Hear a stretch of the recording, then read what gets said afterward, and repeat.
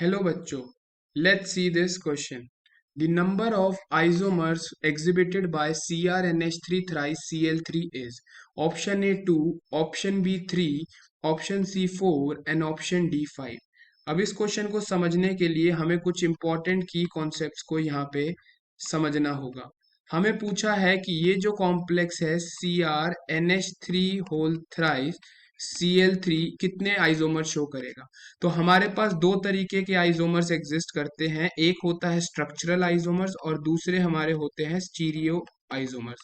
तो structural isomers में हमारे पास कौन कौन से आ जाते हैं? Linkage isomer, ionization isomer, hydrate isomer, coordination isomers.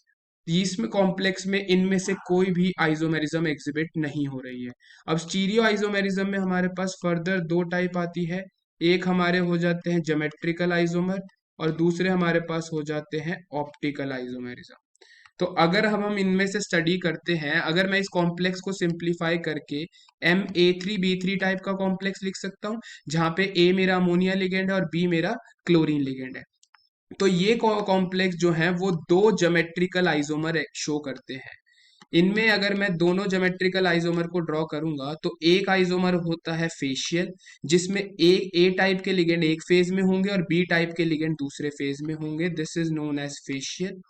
And meridional के केस में क्या देखने को मिलता है, उसमें ए लिगेंड के बीच का एंगल 60 डिग्री भी होगा और 180 भी होगा। सिमिलरली बी के बीच का एंगल 60 भी होगा और 180 भी होगा। तो ऐसे काइंड ऑफ लिगेंड्स को कॉम्प्लेक्स को आइसोमर को क्या बोला जाता है? मेरिडोनियल। यहाँ एंगल कितना है? 60 है, यहाँ एंगल 180 है। तो दोनों ही फॉर्म्स क्या है? दो ज्योमेट्रिकल आइसोमर है। लेकिन दोनों की दोनों फेशियल और मेरिडोनियल क्या होते हैं? वो ऑप्टिकली कैसे होते हैं? इनएक्टिव होते हैं। ऑप्टिकली इनएक्टिव का मतलब क्या है? इनकी जो मिरर इमेजेस होती हैं वो कैसी होती हैं? Super imposable. और अगर सुपर इम्पोजेबल मिरर इमेज है तो ये कोई भी ऑप्टिकल आइसोमेरिज्म शो नहीं करेंगे।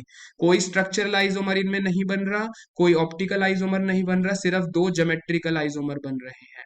ठीक है, यानी हमारा correct answer will be option A 2। I hope you understood it well. All the best, thank you.